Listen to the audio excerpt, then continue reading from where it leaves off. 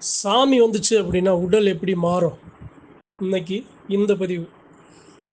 உடல் மாறும்னு சொல்றத விட உண்மையான நடந்த நிகழ்வை அறிவோம் நண்பர்கள்ட்ட பகிர்ந்து கொள்ள ஆசைப்படுறேன்.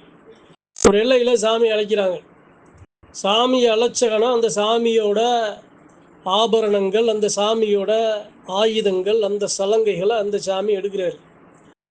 சலங்கை கட்டின கணம் முதல் அந்த சாமி மேலே ஏறின மாராட்டு சங்கிலி முதல் அந்த சாமி அதனுடைய ஆயுதம், அதனுடைய அருவா, அதனுடைய வல்லைய கம்பு எடுத்த கணம் முதல் அவருடைய உடல் எப்படி மாறுது அப்படின்னா, மக்களை பாதுகாக்கணும், எல்லையை பாதுகாக்கணும், அந்த எல்லையில் இருக்க தெய்வங்களை பாதுகாக்கணும் அப்படின்னு அவர் என்ன பண்றாரு, அந்த அவருக்குள்ள இருக்கிற சாமி சாமி ஆடுறது முக்கியம் இல்லை, எல்லையில் இருக்க தெய்வங்களை பாதுகாக்கணும் அப்படின்னு என்ன பண்ணுது அப்படின்னா 4 திசைகளையும் சுற்றி வருது. ஏன் 4 திசைகளை சுற்றி வருது அப்படின்னா, சாமியை அழைக்கிற காரணம், சாமி உடம்புல இறங்க காரணம், அந்த சாமி அழைச்சு போகணும். அந்த கரகத்தையோ, அந்த ஆபரண பெட்டிகளையோ, அல்லது அந்த ஆயுதங்களையோ நாம் வெளியே எடுத்து வரும்போது, அந்த சாமி முன்னாடி நின்று அழைச்சு பாதுகாப்பாக எல்லாம் சேர்க்கணுங்கிற காரணத்துக்காக அந்த சாமியாடி என்ன பண்ணுறாரு, 4 திசைகள்லையும் பவனி வர்ற மாதிரி வலம் வர்றாரு. ஒரு பக்கம் சுடுகாட்டு பக்கம் முதல்ல போய் இறங்க பார்த்து அந்த ஆபரண பெட்டி எந்த வழியில அந்த கரகம் எந்த வழியில வரப்போகுதோ அந்த திசையில அந்த ஊரை சுற்றி வர்றாரு.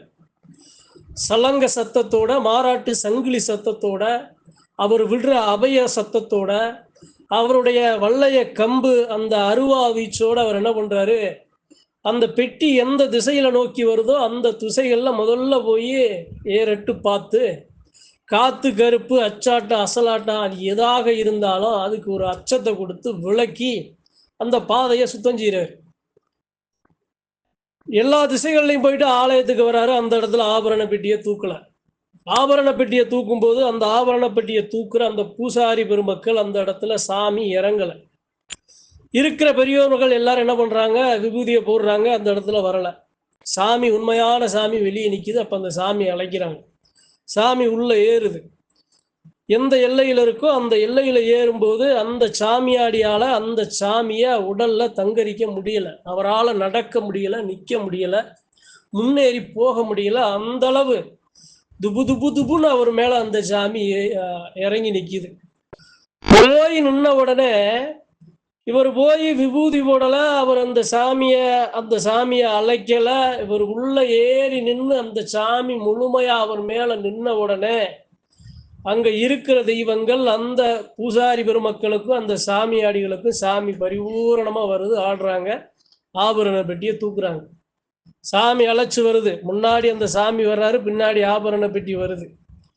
வரும்போது வந்தகன அந்த சாமியாடி என்ன பண்றாரு, வெளியே வந்த உடனே அந்த ஆபரண பெட்டியையும் அந்த ஆபரண பெட்டியை சுமக்கிற அந்த சாமியாடி ஒரு மக்களையும் அந்த பூசாரி ஒரு மக்களையும் அந்த குல மக்களையும் சுத்தி எப்படி அவர் ஒரு சுத்தி ஒரு பாதுகாப்பு கவசத்தை உருவாக்கி அழைச்சு போறார்.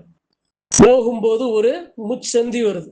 முச்சந்தியில வட்டமிட்டு அந்த எல்லையில கழிச்ச கழிப்புகளையும் அந்த எல்லையில செய்த தீய வினைகளையும் அந்த இடத்துல அந்த சாமியாடி சுத்தம் செய்யறாரு. எதால சுத்தம் செய்யறாரு, அவர் கையில வச்சிருக்காருல அந்த ஆயுதம், அந்த ஆயுதத்துல சுத்தம் செஞ்சு அந்த சாமிய பின்னாடி நிக்க வச்சு அந்த எல்லையை சுத்தம் பண்ணி அந்த இடத்துல நின்னுக்கிறாரு. அந்த சாமியாடிகளும் அந்த ஆயுதங்களும் அந்த ஆபரண பெட்டிகளும் அந்த கரகமும் போனதுக்கு அப்புறம் இவரு பின்னாடி போறாரு. அந்த இடத்துல போய் ஆபரண பெட்டியை எடுத்து வந்த தீர்த்தத்துல அபிஷேகம் பண்றாங்க. அந்த இடத்துல சாமி அழைக்க உண்டான அனைத்து ஏற்பாடுகளும் பண்றாங்க. அந்த சாமி மறுபடியும் அந்த எல்லையில இருந்து அந்த சாமி மறுபடியும் பவனி வருது, வந்த திசை நோக்கி வருது. அப்ப எப்படி வருது அப்படின்னா, அந்த தெய்வத்தோட ஆயுதங்களை சகலங்களையும் உடல்ல தாங்கி அந்த ஆயுதத்தோட அந்த சாமியோட ஆயுதங்கள் எல்லாத்தையும் தலப்பாகட்டி அந்த செருப்பு அணிந்து மாராட்டு சங்கிலி அணிந்து ஆயுதம் அணிந்து சூரிய அந்த ஆயுதத்தோட இந்த சாமியோட ஆயுதத்தை நிறக்க தாங்கி மறுபடியும் அந்த இடத்துல அந்த பெட்டி வர்ற திசையை நோக்கி பவனி வருது. வழிநடுக மக்கள் நிற்கிறாங்க. மக்கள் நிற்கும் போது எந்தெந்த இடத்துல தெய்வ சக்தி இருக்கோ அந்த தெய்வ சக்திக்கு ஒரு மரியாதையை கொடுத்து அந்த சாமியாடி அந்த ஊரை சுத்தி, ஏன்னா அந்த ஊரை அந்த சாமி காத்து வந்த காரணத்தாலையும், அந்த சாமிய அந்த மக்கள் எல்லாரும் மதிக்கிற காரணத்தினாலையும் அந்த சாமியை அடி காட்சி கொடுக்குறாரு. போற பாதையில இருக்கிற சனங்களுக்கு ஆசீர்வாதம் பண்ணி ஆச்சார விபூதி கொடுத்து அந்த எல்லைய ஊரை சுற்றி அப்படி வந்து அந்த இடத்துல நிக்கிறாரு. ஆபரண பெட்டி வருது. ஆபரண பெட்டி வந்த உடனே ஆபரண பெட்டி அழைச்சு முன்னாடி போறாரு. அந்த இடத்துல வான வேடிக்கையோட அந்த சாமி அந்த இடத்துல ஒரு உக்கிரமான ஒரு ஆட்டத்தையும் ஆடி அந்த சாமி மறுபடியும் போய் எந்த திசையில சுடுகாடு இருக்கோ அந்த திசையை மறைச்சு வர்ற அந்த ஆண்களையும் பெண்களையும் முதியோர்களையும் சிறியோர்களையும் ஆபரண பெட்டிகளையும் ஆயுதங்களையும் மற்ற பெண் தெய்வ சாமியாடிகளையும் பரிபூரணமா பாதுகாத்து அந்த சாமி உள்ள ஏறுது. உள்ள பெட்டி ஏற, சாமியாடிகள் ஏற, அந்த ஆயுதம் ஏற, அனைத்து குல மக்களும் ஏற, கடைசி அந்த சாமி உள்ள ஏறுது. உள்ள ஏறி அந்த கரகத்தையும் அந்த ஆபரண பெட்டியையும் அந்த சாமியாடி பெருமக்களையும் அந்த பெண்கள் எல்லாரும் அதனுடைய எல்லையில போய் நின்னதுக்கு அப்புறம் அந்த அழைச்சு போன சாமி, அந்த காவல் தெய்வமா இருக்கிற சாமி கடைசியா மலை ஏறி அதனுடைய ஆயுதத்தை போய் அந்த எல்லையில வைக்குது. அவருக்கு அருள் இறங்குது, அருள் குறையுது.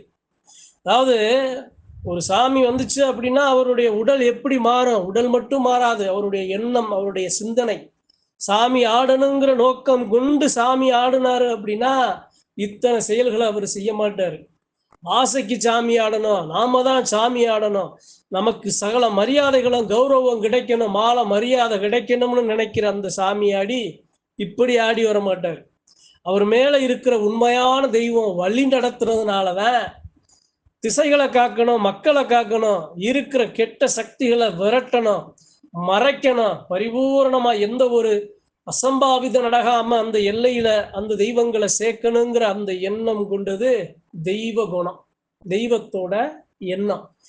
ஏன் பவனி வரணும், எதுக்கு பவனி வரணும் அப்படின்னா இருக்கிற சனங்க நாளும் எந்த ஒரு காரணமானாலும் அந்த சாமியை ஒரு சூடத்தை பொருத்தி வணங்கி எந்த ஒரு நல்ல காரியத்தையும் செய்கிற அந்த மக்களுக்கு தன்னுடைய காட்சிய, தன்னுடைய அருளாசிய, தன்னுடைய அவதாரத்தை காட்டணுங்கிறதுக்காக அந்த சாமி ஊர் சுத்தி பவனி வருது.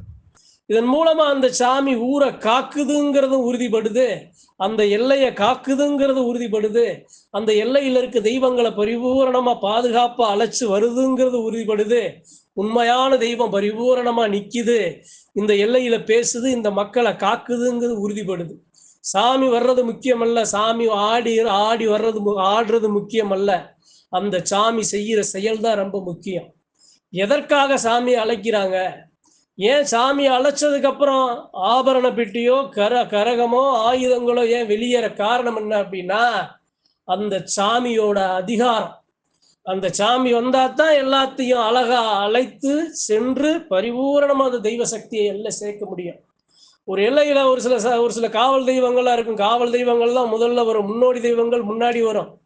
வந்து என்ன பண்ணா இருக்கிற எல்லையை சுத்தம் பண்ணும், இருக்கிற பாதையை சீரமைக்கும், ஓங்கி 8 திசைகளையும் வணங்கி 8 திசைகளையும் ஒரு அரட்டி காத்து கருப்பு திசைகள் எல்லாத்தையும் சரி செய்த முன்புதான் அந்த சாமி பெட்டி அழைச்சு போகும். அப்படி இல்லை அப்படின்னா அந்த சாமி அந்த இடத்துல இருந்து ஒரு அடி கூட நகராது. அப்ப ஒரு மனுஷன் மேல சாமி வந்துச்சுன்னா எந்த அளவான வியப்பான விஷயங்கள் நடக்குதுங்கிறத அறிவு நண்பர்கள் புரிஞ்சு கொள்ளணும். இந்த பதிவுல உடல்ல சாமி வந்துச்சு அப்படின்னா உடம்பு இரும்பா மாறும், சாமி பரிபூரணமா நிற்கும், சாமி காவு வாங்கும், சாமி அப்படிங்கிறதெல்லாம் மீறி வந்த சாமி எந்த அளவு அந்த மக்களை பாதுகாக்க. அதனாலதான் காவல் தெய்வங்கள், குல தெய்வங்களை காவல் தெய்வங்கள்னு சொல்றோம். அந்த சாமி அந்த நேரத்துல ஆடி வரும்போது மக்கள் குறுக்க நின்று அந்த சாமியை மறிச்சு அந்த இடத்துல வாக்கு கேட்கும் போது அந்த சாமி அவங்களுக்கு பரிபூரணமா வாக்கு சொல்லும், ஆச்சார விபூதியை கொடுக்கும்.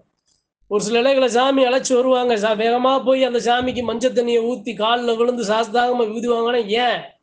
மனுஷங்கிட்ட அவங்க வாக்கு கேட்கல, அவர் தாங்கி நிக்கிற சாமி நமக்கு ஒரு நல்ல ஒரு பதில சொல்லும், ஒரு தீர்வை கொடுக்கும், நம்ம கஷ்டங்களை மாத்தி அமைக்கும், நம்மளுடைய நோய் நொடிகளை மாத்தி அமைக்குங்கிறதுக்காகத்தான் அந்த சாமியாடி கிட்ட அந்த மக்க மறிச்சு விபூதி வாங்குறது.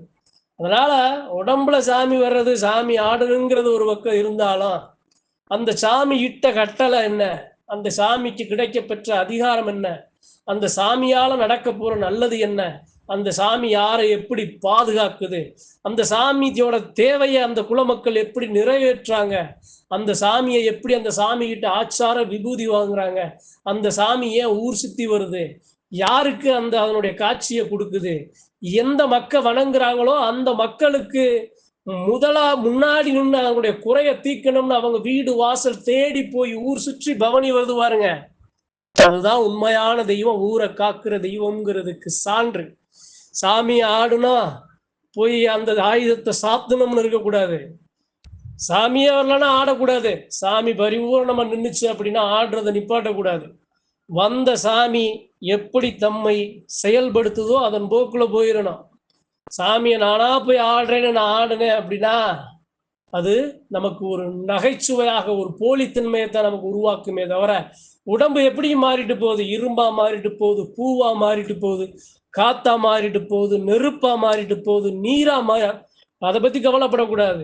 நம்மளை மீறின சக்தி நம்மளை தொடும்போது அது எப்படி நம்மளை செயல்படுத்துதோ, நம்மளை எப்படி ஆட்படுத்துதோ அதற்கு இணங்கி நம்மளுடைய உடலும் நம்மளுடைய எண்ணமும் அந்த தெய்வம் போன போக்குல நாம அதை சரி செய்து கொண்டு போகணுங்கிறதா சத்தியமான உண்மைன்னு சொல்லி இந்த உண்மையான நிகழ்வை சாமி வந்தா உடல் எப்படி மாறும், மனம் எப்படி மாறும் அப்படிங்கிறத பகிர்ந்து கொள்ள ஆசைப்பட்டேன்.